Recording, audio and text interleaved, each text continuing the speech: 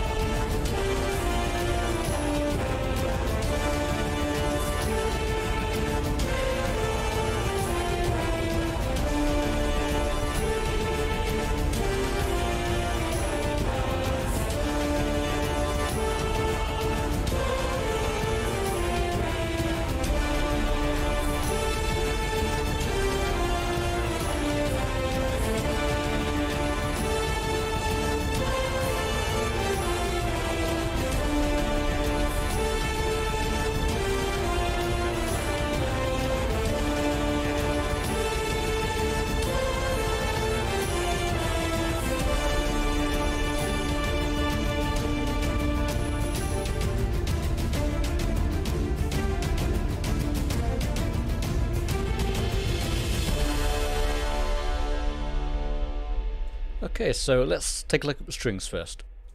What I've used was Albion1 by Spitfire Audio for the spiccatos, Metropolis Arc 1 from Orchestral Tools for the high legato at the end here, and Tina Grow Volume 1 from Cinesamples. Let's have a listen to Albion1.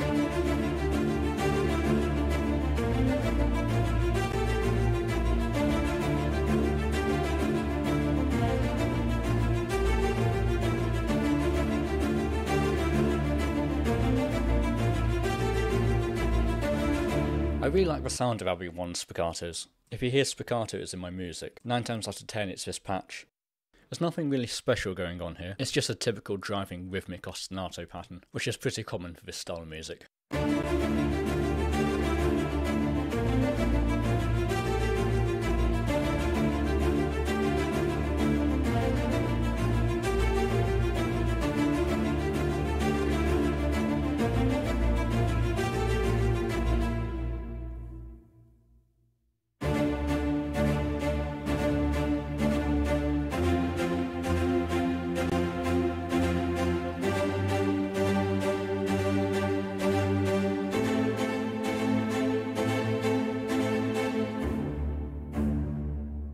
As you can hear, the spiccatos really dictate the harmonic progression of this track. Notice how for most of the composition, the harmony remains the same throughout.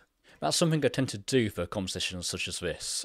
More often than not, it's done out of necessity due to tight deadlines, rather than musical intent.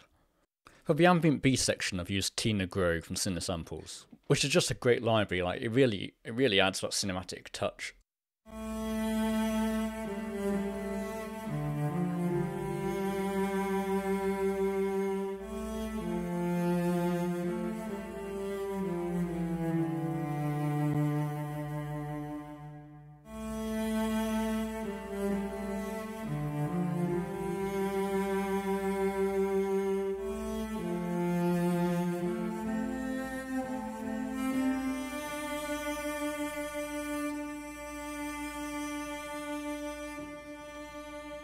Fantastic. Lastly, I have the high legato octaves from Metropolis Arc 1. This doubles the French horn melody of the finale of the composition.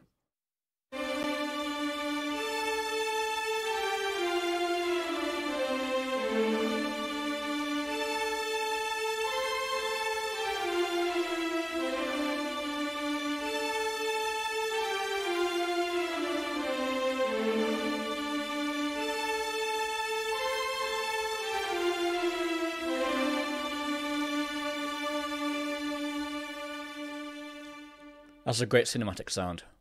Okay, let's move on to the brass section. What I'm using is mainly Caspian brass from performance samples. This library has now been discontinued, but you might be able to reach out and ask Jasper for a copy. Or you could buy Angry Brass Pro as an alternative.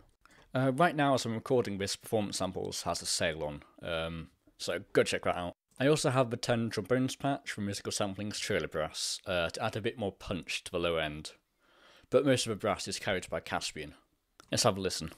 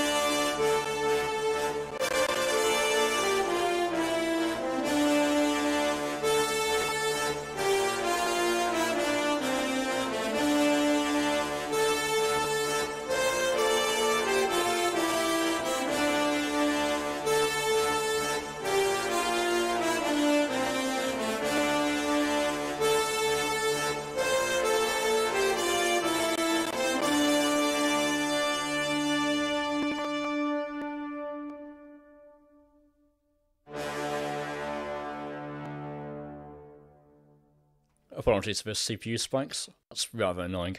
I have the trumpets play this sextuplet passage here at bar 37. That was inspired by John Powell's How to Train a Dragon score. Notice how I have a counter melody here in the finale between the horns and the trumpets. This is something I love doing for these types of tracks. The simple harmony gives you flexibility.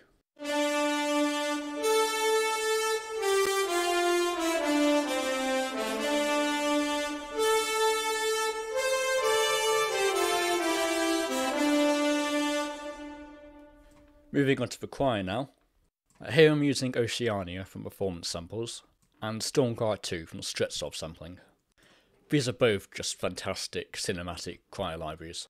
Let's have a listen.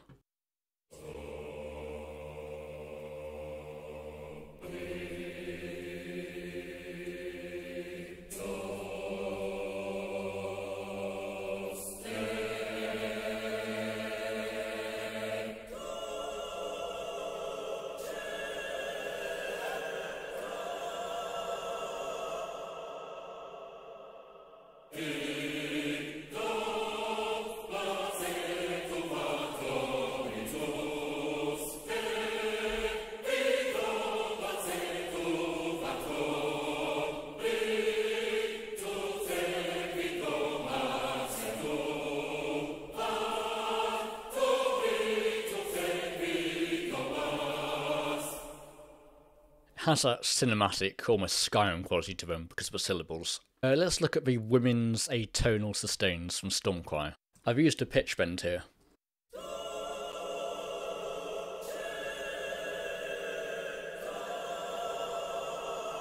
That has a cool, almost Souls-esque feel to it. You have to be careful when you use the pitch bend, because all of a sudden you can go from Dark Souls to Ocarina of Time. Here's the Men Sustain. Now, in the final version, I've actually balanced that to audio and pitched it down by 6 semitones and stretched it out as well. Okay, let's move on to the ambient section now. This general sound is kind of my go-to video game ambient sound. Really heavily inspired by the Assassin's Creed Brotherhood soundtrack. Let's have a listen.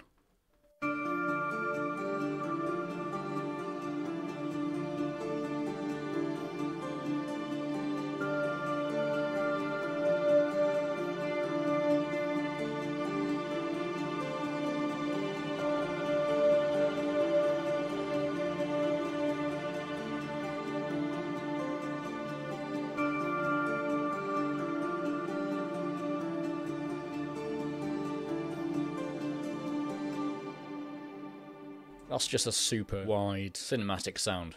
Let's just have a listen to the Spitfire Evo grids.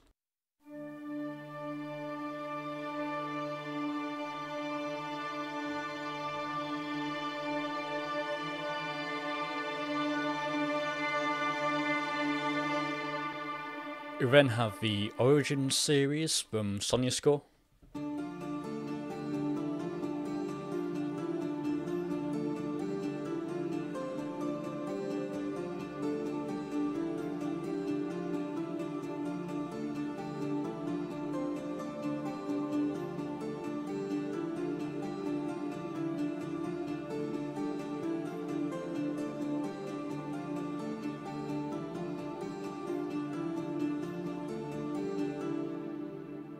And we have Toll from Sonic Kinetic.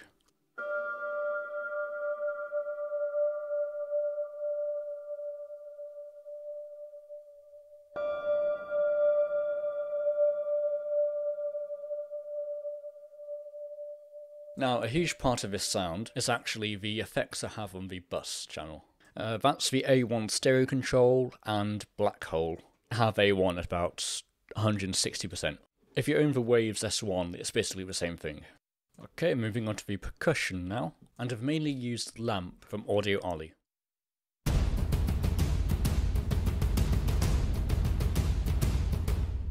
Just that tight kind of Junkie XL sound.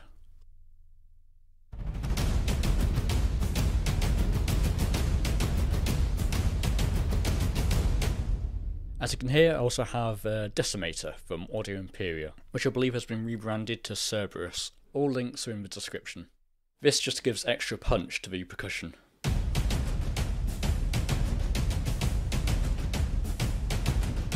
That's how it sounds on its own. I'll just mute and unmute it now.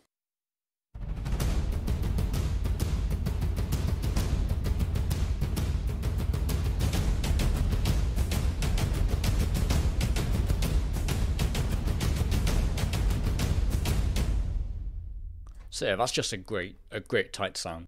I also have these purely sticks patches that you can barely hear.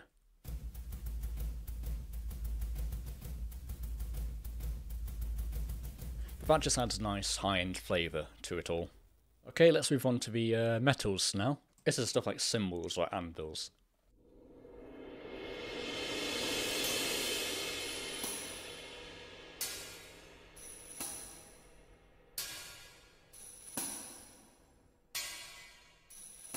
I'm just boosting the high end here of the cymbals, as well as adding a bit more warmth in the low end.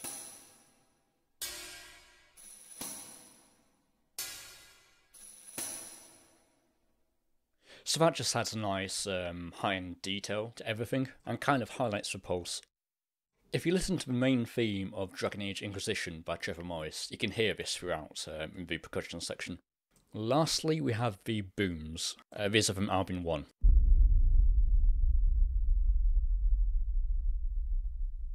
That's just a nice impact sound. Very useful for highlighting section changes, for example.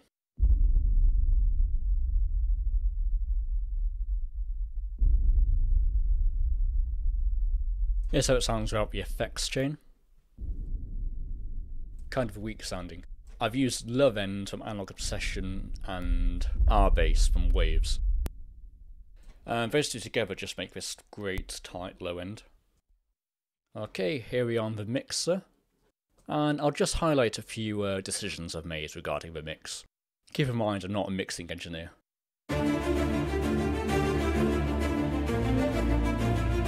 I'll just bypass these. So on the spiccatos we have Renaissance Axe. That just kind of tightens the high end. And on the actual channel we have Freak-Tech, Kramer Tape and Neutron Elements.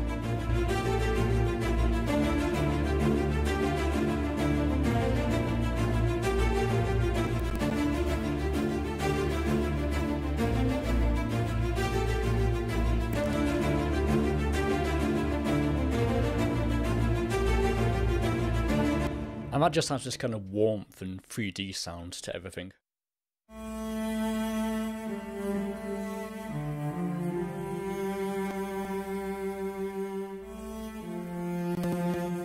Here's the Freak-Tech. Here's the Kramer Tape.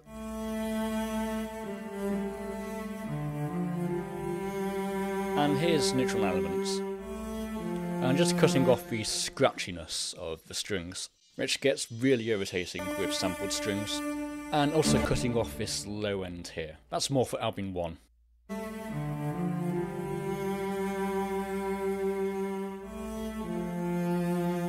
Let's quickly jump over to the brass section. I haven't done much here, to be honest. Just Freak-Tech and Kramer Tape.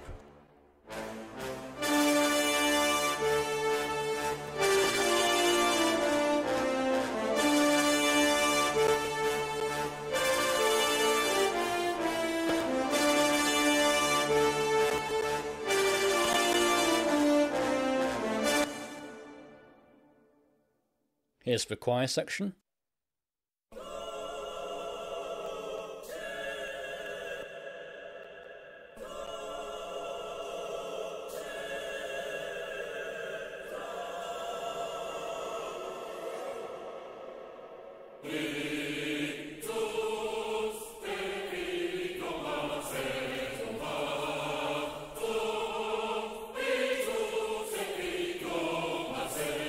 For the ambient section, it's what I mentioned earlier, A1 and Black Hole.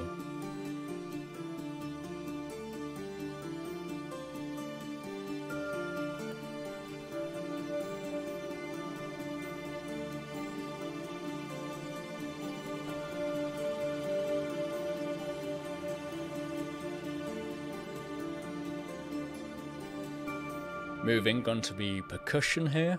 I've actually used power level compression and EQ for this to keep the original signal flow alive. I'll just fade the two signals in and out.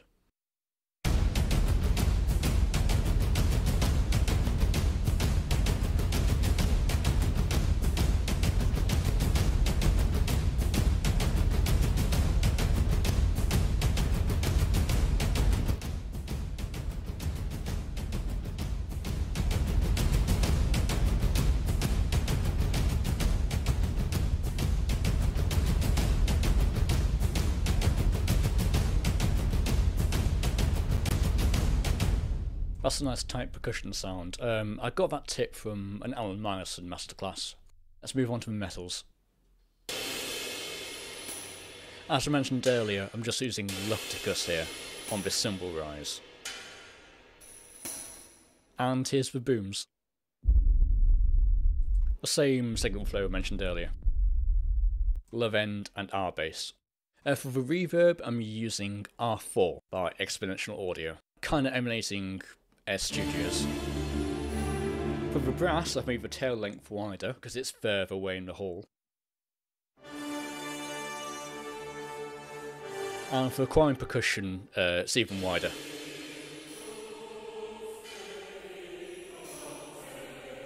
Let's go over the mastering chain. Again, I'm not a mastering engineer.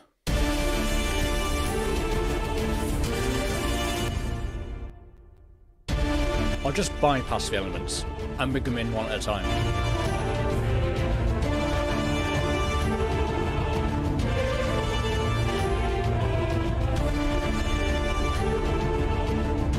is the Drama S73 by Softtube. This has a nice air quality to it all.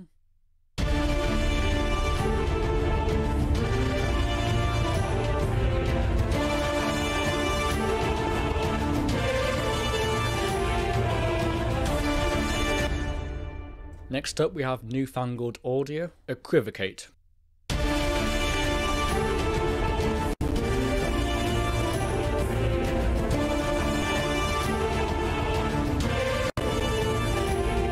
This is a new experiment for me. Next up we have OTT.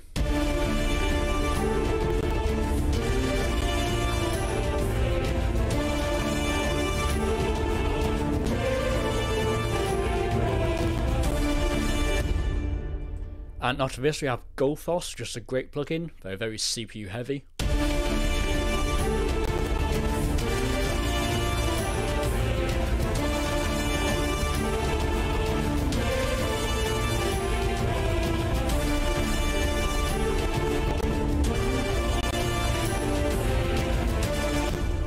And after this we have Ozone Elements to kind of flesh everything out a bit. This is just the EQ, Imager and Limiter.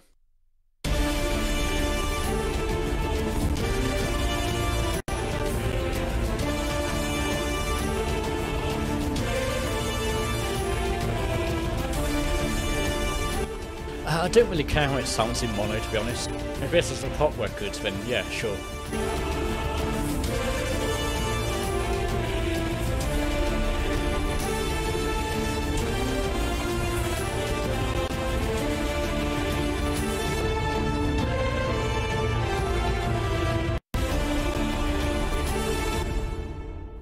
Okay, and that's that. As I mentioned at the start, you can pick up the stems and Midi from my Patreon account. Links are in the description. If you'd like me to go more in depth in something, just post a comment and I'll make a quick video on Patreon for you, and I'll make that for you to access. Thank you for watching.